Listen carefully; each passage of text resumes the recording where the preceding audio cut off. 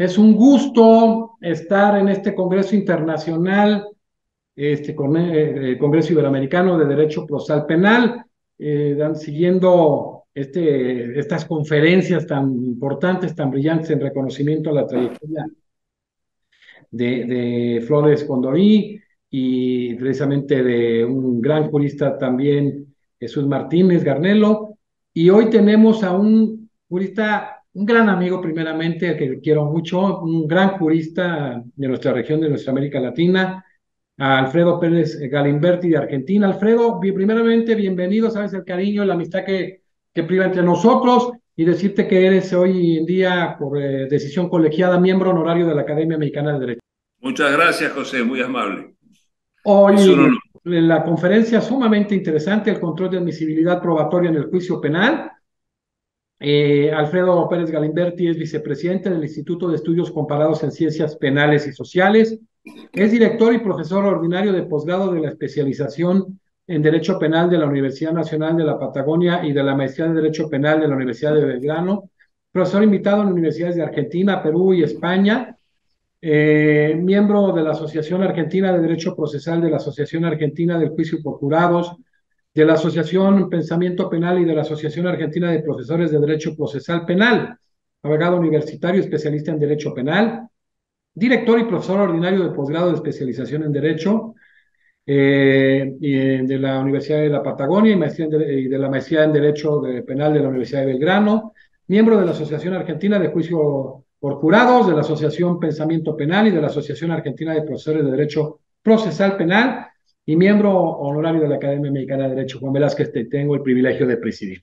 Pues bueno, reitero, es un tema interesantísimo, control de admisibilidad probatoria en el juicio penal. Querido Alfredo, cuando hablamos de prueba necesariamente hablamos de la verdad. ¿Qué rol juega la verdad en los sistemas penales adversariales? Se dice que el concepto de verdad fue de alguna manera perjudicado en los sistemas adversariales, puesto que ya la verdad no es el objetivo del proceso penal. Esto es cierto, ya la verdad no es el objetivo del sistema penal, pero evidentemente sí es la base, la fundamentación del sistema de garantías. ¿Y por qué? Porque no puede haber pena sin verdad. Así que el proceso penal es un sistema de verificación. En Argentina, luego de la constitucionalización del proceso penal, la tarea que lleva a cabo Julio P.J. Mayer, Alberto Binder hace 25 años que viene trabajando en esta nueva teoría funcional del proceso penal. El análisis funcional del proceso penal nos muestra que entre el sistema inquisitivo y el reino del trámite y la concepción funcional del proceso penal, donde hay grandes fuerzas en disputa. Una, que es la política criminal, que trata de que en el microcaso se concrete esa política criminal imponiendo una pena, dando satisfacción a la víctima, que merece una tutela judicial efectiva. Del otro lado, el muro de las garantías construido en la Ilustración y reforzado en el siglo XX y en el siglo XXI, que le pone obstáculos a esa concreción del programa de política criminal. Y chocan estas dos fuerzas en cada momento en el proceso penal, cuya centralidad es el juicio. Eh, la verificación es algo que hacemos cotidianamente. Si invito a un amigo a tomar café, me fijo primero, verifico que en casa, en la alacena, haya café. Un policía que es llamado porque en una esquina hay una gresca, va y verifica qué es lo que sucede y eventualmente toma alguna decisión y detiene, arresta a alguna persona. Estas son verificaciones cuando la consecuencia del proceso de verificación es grave, como la imposición de una pena, el sistema de verificación se hace cada vez más complejo. Y entonces tenemos procesos de conocimiento donde se despliegan todas las garantías, porque a través de ese proceso de conocimiento es la única manera en que se podrá imponer una pena a una persona diciendo la imputación es verdadera. La definición del juicio adversarial y el rol del juez está dado en esta frase paradojal de Bittner que dice, al juez le importa tanto la verdad que nunca la busca, la exige del acusador. Entonces, demuéstrenme la verdad de la imputación y entregaré a este hombre a la pena. Si no me demuestran esto, no habrá pena. Qué interesante, es cierto. Oye, Alfredo, continuando, hay un tema pues que muy poco conocido en países como México, llegó a estar instaurado, el juicio por jurados. En varias provincias de la Argentina se ha instalado este juicio por jurados para juzgar los delitos más graves. ¿Cuál ha sido el impacto que ha tenido esto específicamente en tu país? Bueno, fíjate, José, que esto es el cumplimiento del programa constitucional de nuestra Constitución Nacional de 1853. El ¿Sí? juicio por jurados no es una respuesta técnica para hacer un mejor proceso. El juicio por jurados es una respuesta política Sí, de la claro. participación de la ciudadanía en el ejercicio del poder más opaco, que es el Poder Judicial, y es la democratización del Poder Judicial. La resistencia al juicio por jurados en nuestro país ha estado montada sobre la idea de que las personas no están preparadas para tomar decisiones en justicia. Es exactamente al revés. Las personas tienen una escuela de formación en el juicio por jurados y interviniendo en el juicio por jurados se adiestran en la intervención en las políticas públicas. Esta es fundamentalmente la importancia del juicio por jurados desde la perspectiva política. Desde la perspectiva procesal, el juicio por jurados es el horizonte de sentido. Todas las reformas que nos acercan al juicio por jurados son buenas y las que nos detraen son malas. En Argentina, esta pulsión por el juicio por jurados es muy antigua y empezó a concretarse el año 2013 en la provincia de Neuquén. De allí fue avanzando, se logró instalar en la provincia de Buenos Aires, la provincia que tiene casi la mitad de la población de la Argentina, y luego se extendió a las provincias de Mendoza, de San Juan, Chaco, y este año hemos tenido, el año pasado también, juicios por jurados aquí en la provincia de Chubut. Nosotros teníamos una historia local muy interesante porque en Chubut se instala una colonia de galeses en 1865. No había abogados entre ellos, pero trajeron su cultura. Así que tenían un tribunal de amigables componedores para Ujú. los conflictos de baja lesividad civiles y penales, cuyo objeto era textualmente amigar a las partes, y un juicio por jurados para los conflictos de mayor lesividad, tanto civiles como penales. Y funcionó durante más de una década muy exitosamente. Así que teníamos una cuestión con esto, porque hace muchos años que planteamos en la provincia de juicio por jurados y logramos concretarlo en el año 2019, la sanción de la ley, y ahora se ha puesto finalmente en marcha. Esto implica la renovación de todas las prácticas forenses y un fuerte impulso en el adiestramiento en litigación. Es imposible enfrentar un juicio por jurado sin dominar las técnicas de litigación. Esto también resignifica la tarea del Ministerio Fiscal en los juicios profesionales, en el sistema mixto que teníamos aquí en Argentina, 3 jueces profesionales. Era usual que la labor del Ministerio Fiscal a veces fuera débil y que fuera auxiliado por los jueces profesionales que entendían que no podían dejar digamos, crimen evidente sin castigo por un mal desempeño de la Fiscalía.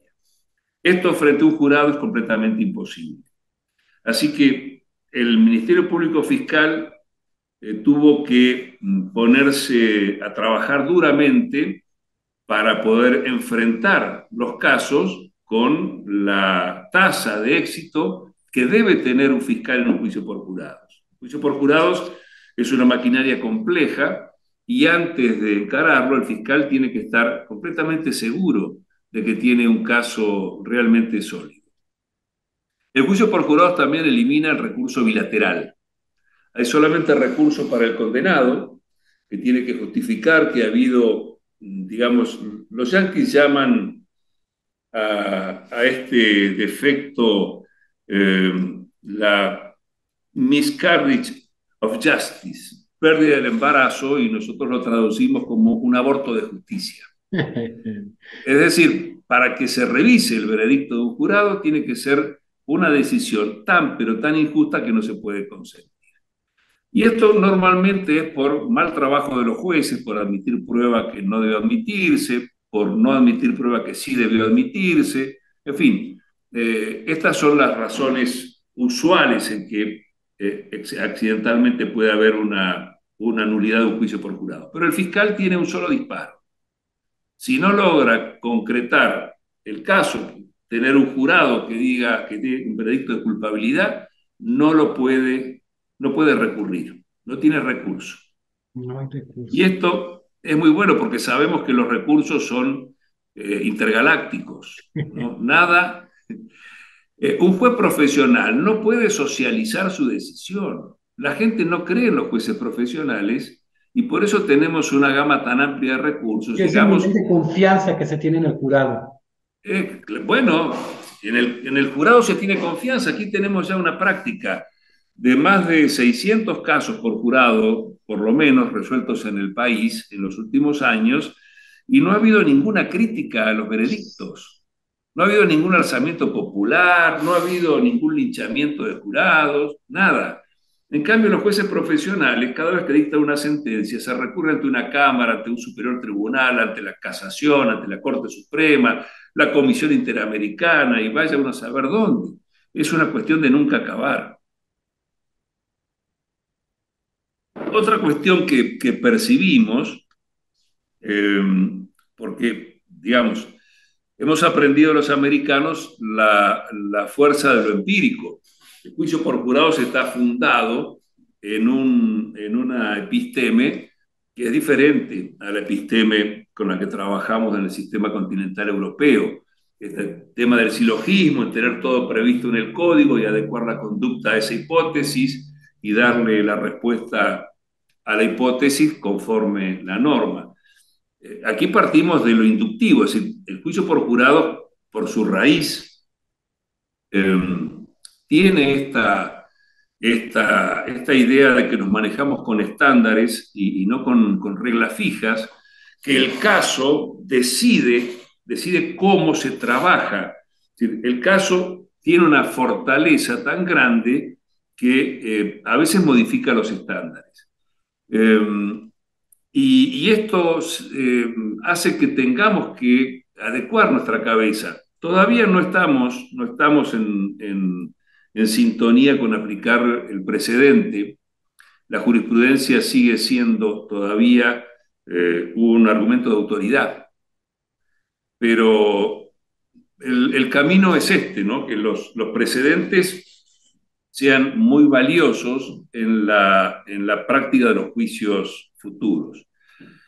Y bueno, lo que estamos viendo con la investigación empírica de lo que está pasando en diversas circunscripciones es que hay un compromiso muy fuerte de la ciudadanía con la justicia y una gran satisfacción con la participación en el jurado. Los jurados que participan normalmente hacen la devolución de que están muy satisfechos con haber participado y haber tomado la decisión en ese caso. Así que eso es en todo caso un fortalecimiento del sistema democrático muy importante, que además imprescindible en este momento de tanto descrédito de las instituciones. Totalmente. Oye, Alfredo, qué interesante porque es algo pues, poco conocido en estas latitudes, pero ¿cómo se integran esos jurados y cómo se eligen? Esos jurados se eligen del padrón, se eligen en nuestra provincia en general, es así, eh, 700 cada 10.000 habitantes, se hace un padrón general, luego se depura ese padrón, toda la gente que no puede participar ya porque es policía, porque es abogado, etcétera. En el jurado no debe haber personas que tengan autoridad. El jurado tiene que estar parificado. Cada voto vale lo mismo. Y si ponemos un sacerdote, un policía, un abogado, son personas que normalmente tienen autoridad porque conocen la ley o porque tienen una preeminencia sobre la feligresía o lo que fuere. Así que esas personas no pueden participar.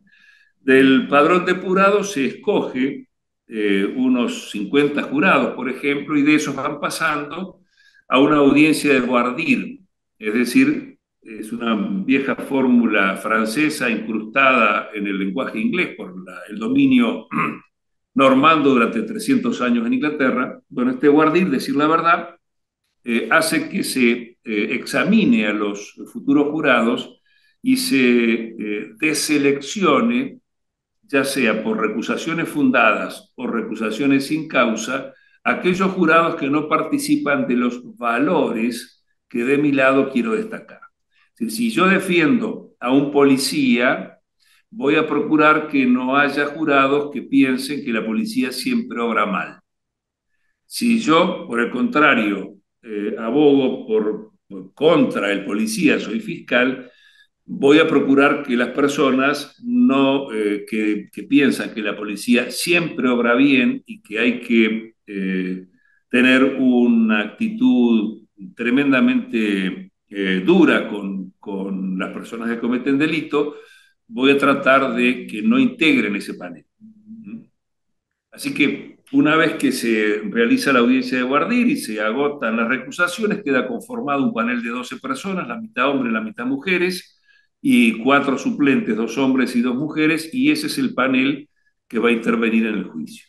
Qué interesante, luego hay que hacer un congreso de este tema porque vale la pena, ¿no? Vale la pena ver las Te fortalezas. aseguro que vale la pena, te aseguro que es tremendamente disruptivo en el sistema de enjuiciamiento poner el jurado. Mejora las prácticas en todo sentido y en este tema que estamos conversando ahora, que es la admisión probatoria para el juicio penal, ha sido realmente, digamos, muy fuerte, muy fuerte. Perfecto. Muchas gracias. Alfredo, ¿cómo definirías las exigencias al Ministerio Fiscal para la presentación de un caso a juicio? Bueno, eh, en el Código Nuevo de México, que lo he estado mirando en estos días, he visto que hay muchas similitudes con nuestros códigos procesales provinciales e incluso con bueno, te cuento un poco, nuestro Código Procesal Penal Federal solamente es un código adversarial hecho sobre la base de un código INESIP, eh, pero está vigente solamente en jurisdicción de la Cámara de Salta y Jujuy, en el norte del país, una pequeña circunscripción. Todo el resto del país sigue con un código inquisitivo y con jueces de instrucción, y sin juicio por jurado, claro. Bien, en las provincias, en cambio, han pasado la mayoría, quedan solamente 2 o 3, a un proceso adversarial y una decena ya han incorporado el juicio por jurado.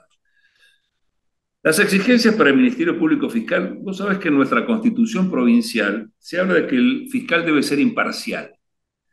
Y cuando trabajamos en la ley orgánica de la Fiscalía, esta nota de imparcialidad, averiguamos de dónde la traían los constituyentes y la traían de España. España también tiene una exigencia de imparcialidad. Nosotros en la ley orgánica hemos traducido esto por objetividad del fiscal. Pero yendo un poco más allá, si uno observa las nuevas normas de la Fiscalía, por darle un nombre, inglesa, la Fiscalía inglesa es muy joven. La policía llevaba el caso cuando no había un particular, la corona a través de la policía llevaba el caso y contrataba un barrister para el juicio. En 1986 se crea el Servicio de Prosecutoría de la Corona y va evolucionando esto hasta que hoy tiene digamos, una fiscalía más moderna. Y en el protocolo de actuación de la Fiscalía se le exige hacer un juicio imparcial sobre el caso antes de presentarlo a un juicio por jurados. Esto significa que el fiscal tiene que examinar la evidencia con la que cuenta. Ustedes creo que le dan a la palabra evidencia datos de prueba. Bueno, nosotros le llamamos evidencia, es decir, hacemos una diferencia entre evidencia y prueba. Antes del juicio, todo lo que tiene el fiscal y todo lo que tiene la defensa es evidencia. Cuando pasa por la contradicción, por el juicio, se convierte en prueba. Sí, acá es Así dato de que prueba. para manejarnos porque el término prueba es muy Sí, sí, sí. La anfibológico, evidencia y el dato de hablamos prueba. correcto. Eh, Bien, entonces, la Fiscalía tiene que hacer un juicio imparcial porque es un funcionario público sobre lo que tiene. Y si no tiene certeza de que va a lograr concretar en el juicio, en la producción o en el desahogo de prueba lo que la evidencia promete, entonces tiene que buscar una salida diferente. Y en Norteamérica también hay normas semejantes que hablan de que la fiscalía no puede llevar un caso a juicio si no tiene una fortísima convicción sobre la suficiencia potencial de la evidencia. Esa es la, digamos, traducción de la fórmula americana sobre esto. Así que esa relevancia del hecho es fundamental para que la fiscalía digamos, construya casos que realmente sean casos muy sólidos. Y esto también tiene que ver con la puesta en marcha del juicio por jurados. En alguna provincia, como en Buenos Aires, había un departamento, Bahía Blanca, donde al principio hubo un 50% de absoluciones, que es una cifra totalmente incompatible con el juicio por jurados. Y eso era porque los fiscales no preparaban adecuadamente los casos. Y no los preparaban porque descontaban el apoyo de la judicatura en el transcurso del juicio. Cuando este apoyo de la judicatura desaparece y quedan librados a su propia suerte, entonces se dan cuenta que su caso es débil. Bueno, esto está siendo corregido, te imaginas, a pasos acelerados. Así que la Fiscalía ahora está haciendo un trabajo mucho más sólido para presentar los casos. Nosotros no tenemos la posibilidad de hacer negociaciones amplias como permite el plea bargaining americano. Creo que ustedes también tienen un principio de discrecionalidad regulado, no absoluto, es decir, Claro, no pueden, por ejemplo, a un homicida decirle, usted va a testificar y no lo vamos a imputar por homicidio. Es decir, esto no funciona en México tampoco, ¿verdad? así es. Bien. Bueno, así que la Fiscalía tiene recursos como para, si no le da para juicio, hacer un juicio abreviado, o una pretensión de pena menor, o buscar otro tipo de salida alternativa. Y en los juicios abreviados, ¿qué consideraciones tienes en ese tema que ha habido gran debate en México? Bueno, en Argentina también. En Argentina hubo un debate famoso cuando aparece el juicio abreviado, digamos, sobre su constitucionalidad o no, porque no Sí, es un proceso de consenso y no es un proceso de conocimiento, es un proceso de conocimiento abreviado, de porque el reconocimiento. hombre va a ser sometido a una pena con evidencia, no con prueba.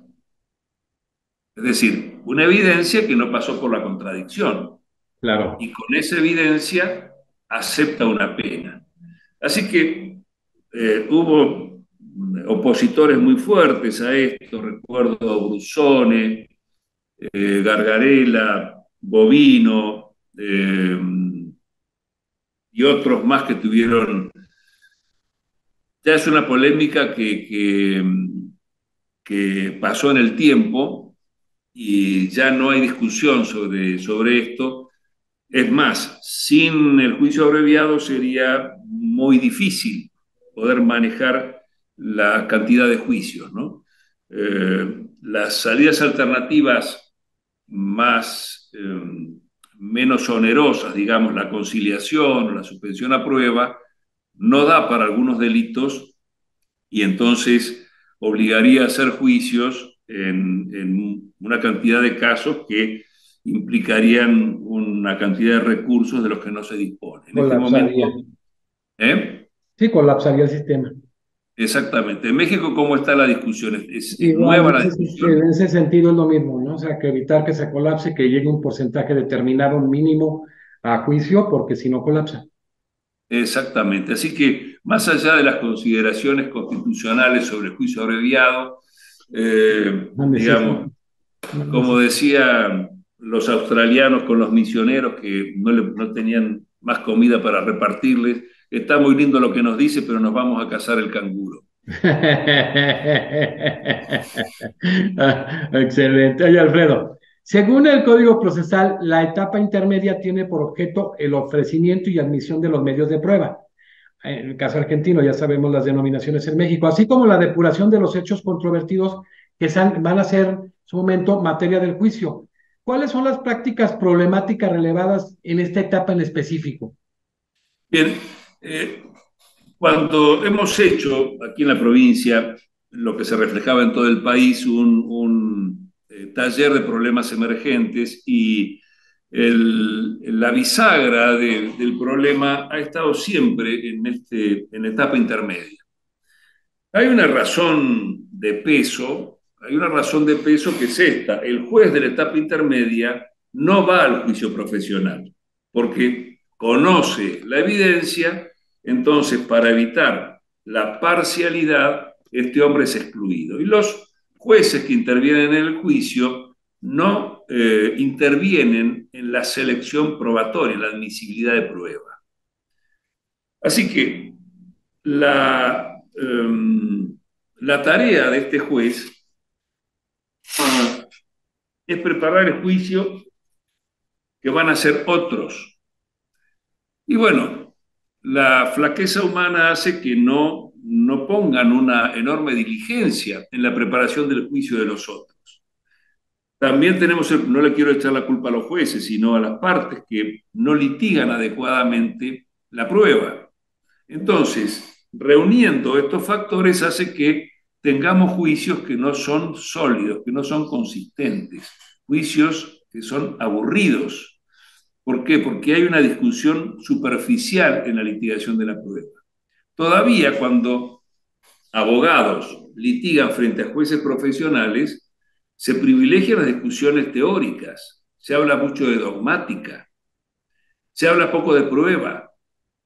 Bien, este mal de la justicia profesional es un mal que desaparece en el juicio por jurados. El juez del juicio por jurados es el juez profesional que trabaja la prueba. Ese juez va a estar en la sala de audiencias. Ustedes tienen una norma que es sana, que cuando se rechaza la admisibilidad de una prueba, este rechazo puede ser recurrido, y esto está bien porque si al fiscal le rechazan una evidencia que es capital, probablemente no puede entrar a un juicio. Bien, la cuestión es que no sé cómo está la litigación de la etapa intermedia en México, pero aquí en Argentina nos daba muchos problemas porque era una litigación muy liviana. Las audiencias preliminares no duraban más de 15 minutos.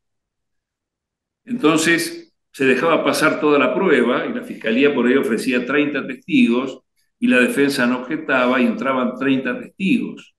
Así que 5 o 6 policías iban a hablar sobre el mismo secuestro del guante y alguno no se acordaba de nada, otro se acordaba de algo. Y esto convertía a los juicios en juicios aburridos, largos, con prueba que debía ser descartada. Bueno, esto cambia completamente cuando se enfrenta el juicio por jurados. Las partes litigan duramente, la evidencia se tamiza, la audiencia no es una audiencia, sino que es una sucesión de audiencias, donde primero se establecen los hechos controvertidos según la teoría del caso de cada parte. Una vez que están establecidos los hechos controvertidos, se hace una primera depuración que es los convenios probatorios.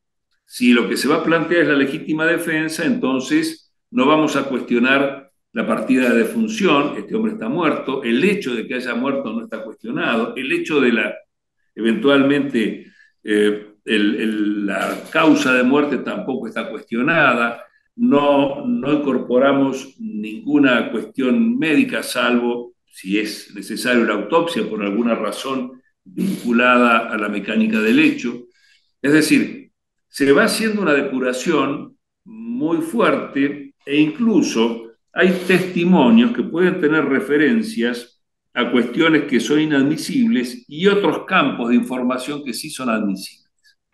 Siempre nos manejamos con las reglas de admisibilidad de la prueba. La primera regla, la tradicional, la de Thayer, la de Bentham, es que toda evidencia La pertinente pertinencia. es admisible en juicio. Pero luego hacemos el recorte. Puede ser pertinente, pero no es relevante, es decir, no es útil. Puede ser pertinente, pero es superabundante.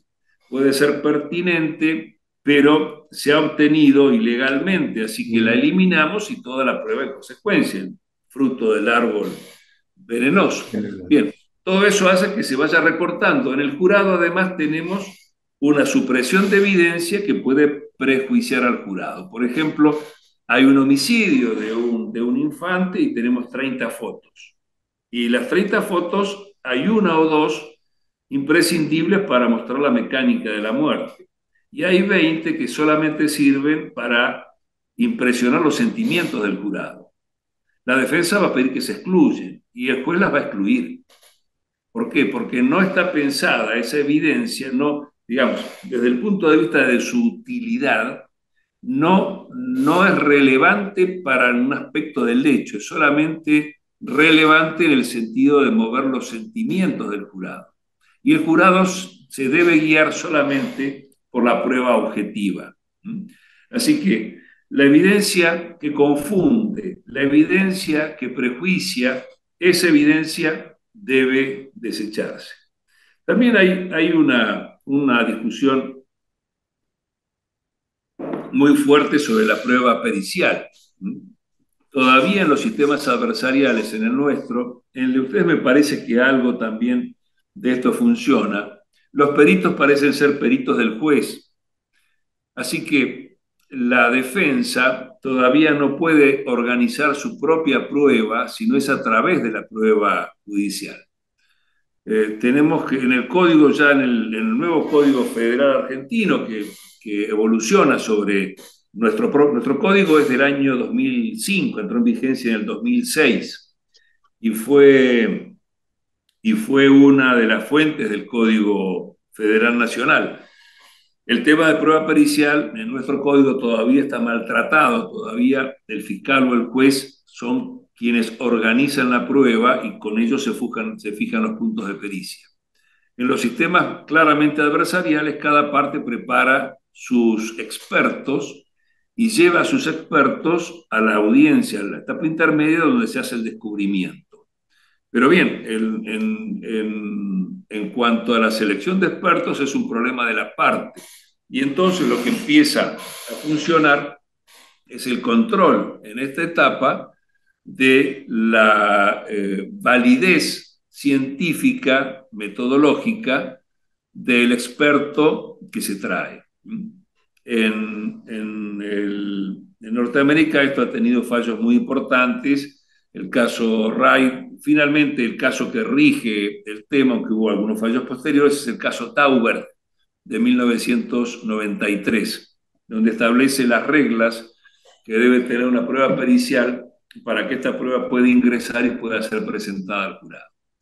Así que, bien, hay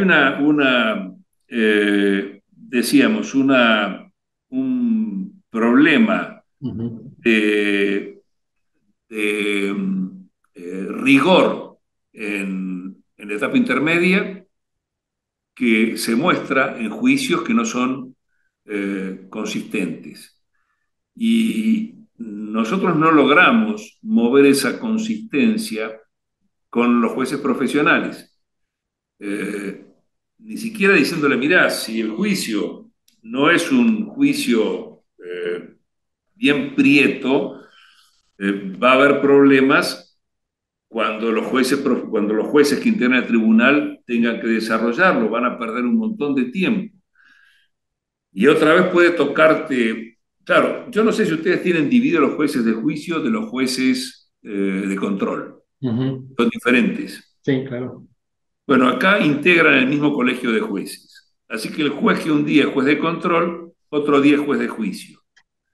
Pero ni así todo, siendo que lo que hago hoy me puede repercutir mañana, ni así todos logramos que hubiera mucho rigor en la selección probatoria con los jueces profesionales. Esto cambió con los jurados.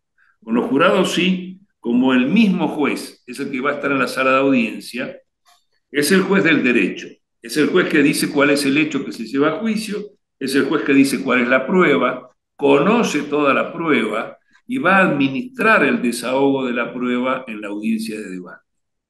Entonces, este juez va a hacer lugar honor a las objeciones, este juez va a invitar a las partes a discusiones privadas y este juez, después de los alegatos, va a reunirse con las partes para elaborar las instrucciones finales, es decir, para elaborar las instrucciones donde se le va a decir al jurado qué es lo que dice la ley.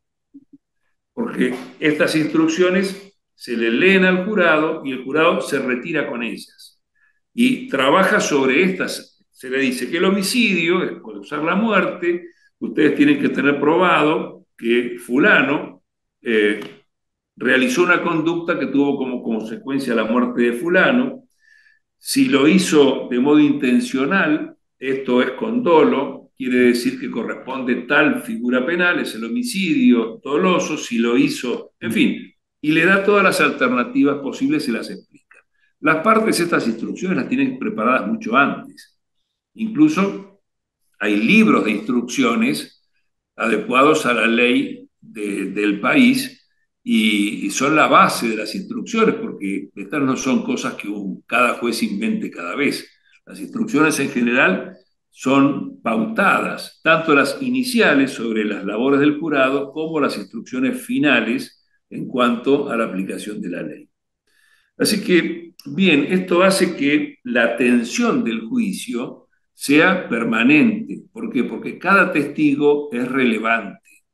Cada objeto, cada documento que se ingresa a través de un testigo y ha sido previamente discutida la admisibilidad de esa pieza de evidencia.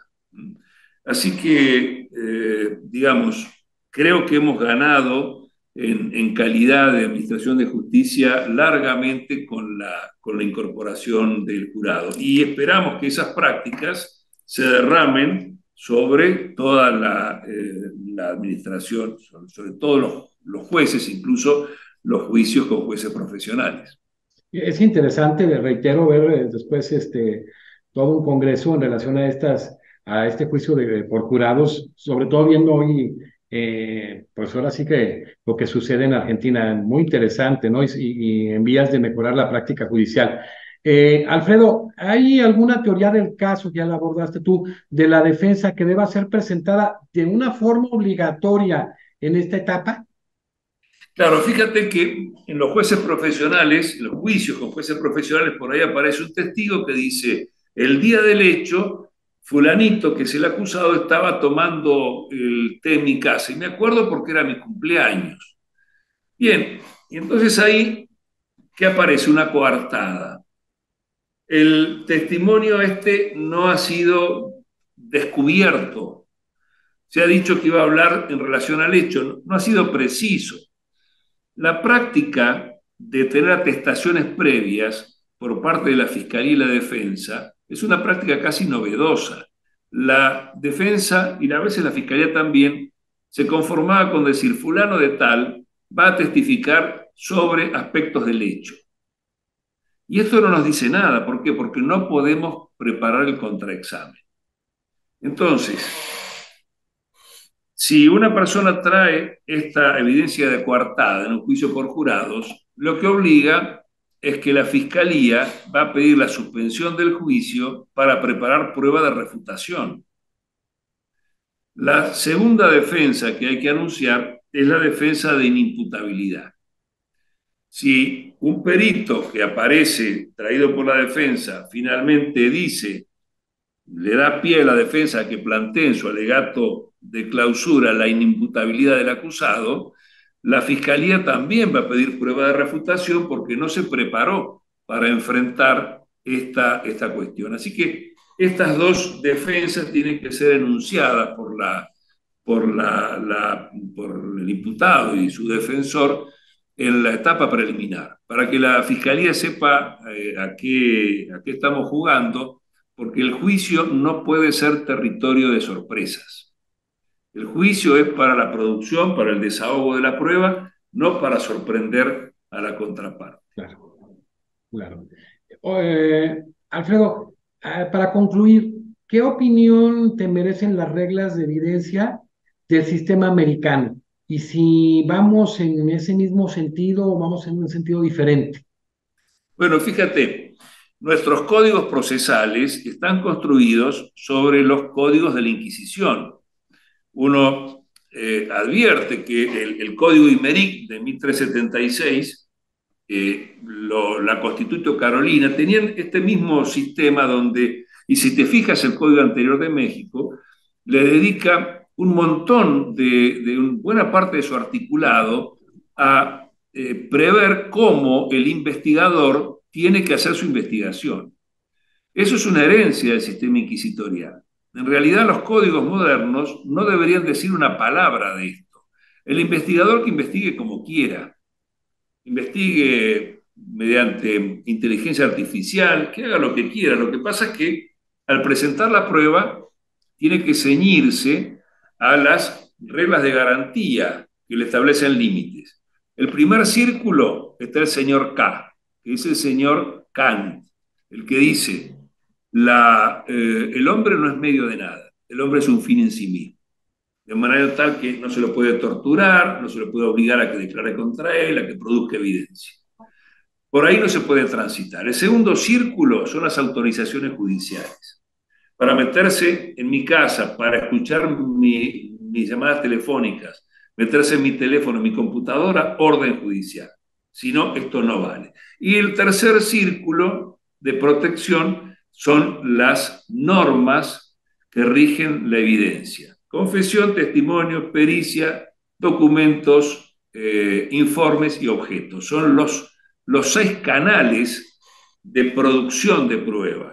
Así que si quiero llevar un testigo, tengo que cumplir con las pautas para que ese testigo pueda llegar al juicio y declarar. Bien, pero todo este material sobre la adquisición, la custodia, la conservación, la producción y la valoración de la prueba está metida dentro de los códigos procesales nuestros.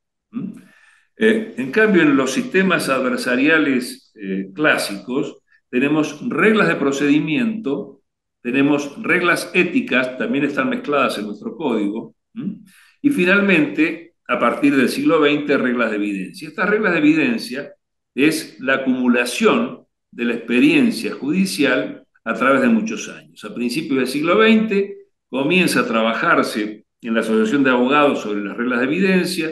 El primer código de evidencia es el de California en los años 70, luego las reglas federales de evidencia en el 75, nosotros hemos trabajado mucho con las reglas federales de evidencia, con las reglas de evidencia de Puerto Rico, cuya última versión es del 2010, porque, digamos, lo facilita el castellano, así que hemos trabajado con la obra de Manuel y Jiménez, el Prontuario de Derecho Probatorio, y se ha convertido en una suerte de soft law para nosotros.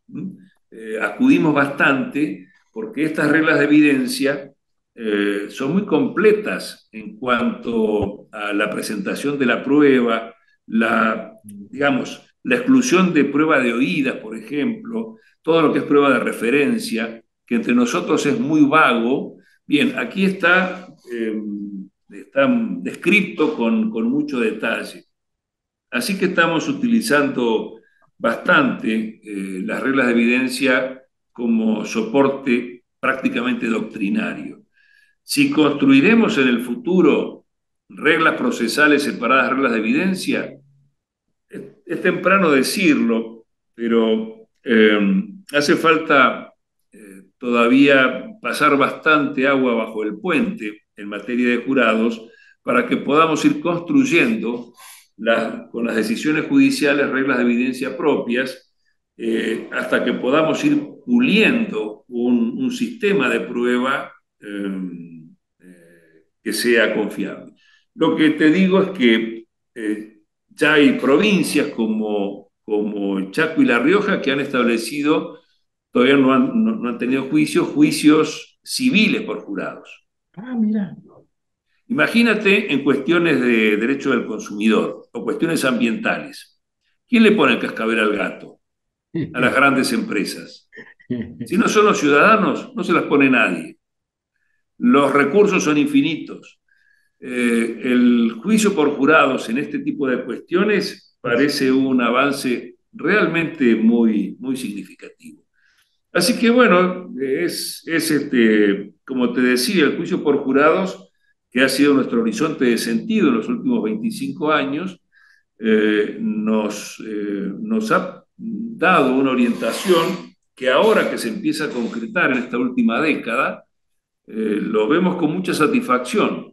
Así que esperamos que el resto del país se pliegue a este movimiento y que tengamos una justicia penal más sólida y con una participación democrática más importante. Qué interesante cuando habla precisamente de esta democratización del proceso, es escuchar esto de una persona con la pericia en el proceso penal como tú, sobre todo en los ejercicios que hemos venido haciendo a nivel de la academia en todo el mundo, en el grueso de las materias, y hemos escuchado varios detalles en relación a estos juicios por jurados, y generalmente como hay desconocimiento hay poca confianza, pero ahora que vemos lo que está sucediendo en la Argentina, y los resultados pues, extraordinarios, sobre todo como hablas tú en temas ambientales, en delitos de gran impacto en materia penal, en materia civil, yo creo que vale mucho la pena por lo menos analizar a profundidad y buscaremos contigo y algunos amigos valiosos generar este ejercicio de este juicio por jurados, pues para sobre todo ver en estas experiencias en la comunidad de factores que hay en nuestra América Latina, hasta dónde podemos correr y fortalecer precisamente el procedimiento penal, ¿eh? Te digo que nosotros lo vemos con una enorme satisfacción, hay un crecimiento permanente. En todas las provincias en que se ha implementado, la experiencia resulta sumamente positiva, tiene un respaldo en la comunidad fortísimo, así que creo que vamos en el buen camino. Sí, porque Y me por parece que sí, que es una experiencia que debe ser discutida y discutida en toda América Latina. Creo que lo natural del sistema adversarial es concluir por un jurado. Nosotros hemos creado sistemas adversariales sin jurado, pero esto es una rara avis, porque el sistema adversarial nace con los jurados. El sistema de la Inquisición no tiene jurados. El sistema adversarial no, siempre tuvo jurados. no puede Nosotros decimos democratizar, no se puede democratizar un sistema inquisitorio, es imposible. exactamente. Pero como no había una confianza, había temor por esto, Es como bueno, si, dijimos, sistema adversarial, pero jurados esperamos. Y no hay que esperar, hay que empezar. fíjate, por ejemplo, Vale la pena. en el caso de toda esta vorágine que se ha venido en América Latina del tránsito de un sistema inquisitorio a un sistema acusatorio, ha generado ciertos conflictos, por ejemplo, en el caso de México y otros países. Pero en el caso de México, en su oportunidad con manejarse a nivel constitucional la prisión preventiva oficiosa, indebidamente contrario a los estándares y las resoluciones de la Corte Interamericana con base a la gravedad del delito, no realmente no se ha constituido en el caso concreto de la prisión con el carácter que debe tener excepcional, regida por esos principios, básicamente el de proporcionalidad, necesidad, Sí, sí, legalidad sí, sí, y sí. la misma presunción de inocencia. Entonces, este concepto de presunción de inocencia es uno de los grandes ejes que ha generado a quien considera en un momento hasta una involución. Sí, sí, exactamente. Bien, hemos tenido graves involuciones en el siglo que corre. Después de las Torres Gemelas, la tortura se legalizó con el Acta Patriótica y países que parecían muy civilizados, como Estados Unidos e Inglaterra, Sí, han considerado admisible la evidencia de tortura siempre que no fuera practicada en el suelo propio. fíjate, Por eso Guantánamo bueno, en fin, los ingleses ya cortaron con esto, pero los americanos entiendo que todavía siguen terrible. admitiendo evidencia obtenida bajo apremio. No, no, terrible, terrible. Es lo que decías Este tú es un, cuando hablabas de todo este tema del derecho a la prueba, obviamente implícita en el debido proceso de ley, con estas características tan importantes, ¿no? Hablabas de la pertinencia, de la utilidad, de la ilicitud, incluso a la misma preclusión, o sea, factores muy importantes que hoy en día pues, van vinculados al derecho de defensa. claro, sí, sí, sí, absolutamente, Oye, absolutamente. eso no lo vamos a trabajar, voy a platicar No, con... no, el tema de la prisión preventiva es un tema Y sí, muy luego importante. platicaré contigo de ese tema y sobre todo de la presunción de inocencia, hacerte una invitación, pero este tema de juicio por jurado lo quiero platicar contigo y que Sí, genere cuando quieras, interesante sí, sí, porque vale muchísimo la pena, la verdad. Pues bueno, sí, Alfredo, ha sido un deleite como siempre. Primero, el cariño que te tengo, tú lo sabes, o sea, tenemos que coincidir pronto, nos vamos a poner de acuerdo el respeto que te tengo, el amigo que eres, y que hoy igualmente. también como uno de estos grandes juristas que integran este extraordinario Congreso Iberoamericano de Derecho Procesal Penal, reconociendo trayectoria de Petronila Flores Condorí, un expresidente del Tribunal Plurinacional de Bolivia, ministro de la Corte, que ya son magistrados, y de Jesús Martínez Garnel, uno de los muy grandes, de los muy importantes magistrados a nivel de las entidades federativas, extraordinario jurista, y qué bueno que estés tú agradeciendo tu amistad, tu aprecio, tu cariño, y que sigamos haciendo esta sinergia que le hemos hecho en todo el mundo con juristas de alta talla, de muy alta talla, porque este tema va a despertar muchas cosas en México. Había Bien, muy bien. Sí, yo creo poca que sí, creo que es un información, tema. muy poca información, a lo mejor se vivió en México, obviamente existió en México, pero hace muchísimos años, entonces eso ya está en el olvido y la Sí, gente, sí. lo que pasa es que en México, por ejemplo, cuando iba a ser el juicio de amparo, se manejó que iba a haber un juicio, al final un jurado en el Ah, principal proceso constitucional. Y entonces hubo quien lo segregó, lo separó y le llamaron el salvador del juicio de amparo, porque no se tenía la tradición jurídica o que la gente no está preparada en este proceso de democratización de la justicia. Entonces, con la experiencia que se está viviendo en Argentina y con gente como tú, tan conocedora, vamos a platicar para que se conozca en esencia qué son estos juicios como por jurado y a ver si en un momento tenemos alguna ejemplificación también de uno concluyendo el Congreso para que se dé la trascendencia y que en un momento dado, si es algo que puede aplicar para mejorar la impartición de la administración de justicia, pues hay que fortalecerlos, hay que fortalecer el proceso penal. mira, José, aquí en Argentina en el año 2009 comenzamos a través del INESIP con el concurso nacional universitario de litigación adversarial, primero con pocos equipos y en los últimos años con más de 30 universidades, y han venido muchas universidades mexicanas que han tenido, la Universidad de Guanajuato ha Sí, tenido muy un buen nivel. excelente desempeño, Pues nosotros tenemos excelente una desempeño. estructura de jóvenes que varios han ganado premios a nivel en Estados Unidos, en México y Sí, en sí, Estados sí. Unidos. Hay que hacer algo. Un excelente desempeño, destrezas forenses muy bien manejadas, están totalmente preparados para enfrentar un jurado. De hecho, nuestros simulacros de cierre siempre han sido siempre conjurados. Ah, Y siempre conjurados. Los simulacros desde el año 2001, que hicimos el primer simulacro, el caso Josefa González, lo sí. hicimos aquí en el sur, y se replicó, hasta se filmó por el Instituto Nacional del Cine. Todos nuestros trabajos en litigación universitaria han sido la conclusión con jurados. Y los chicos realmente lo hacen mucho mejor que los profesionales, te tengo que decir. Oye, hay que hacer un pequeño convenio ahí con el Instituto de Estudios Comparados en Ciencias Penales y Sociales y la academia. Ahí tenemos gente de todas las universidades del país, incluso de otras universidades de Iberoamérica, que Sí, forman sí. parte de la estructura del capítulo joven de la Academia Americana, y vemos más o menos cómo está el tema, y dentro de ese congresito que organicemos, ese congreso corto, podamos generar una simulación.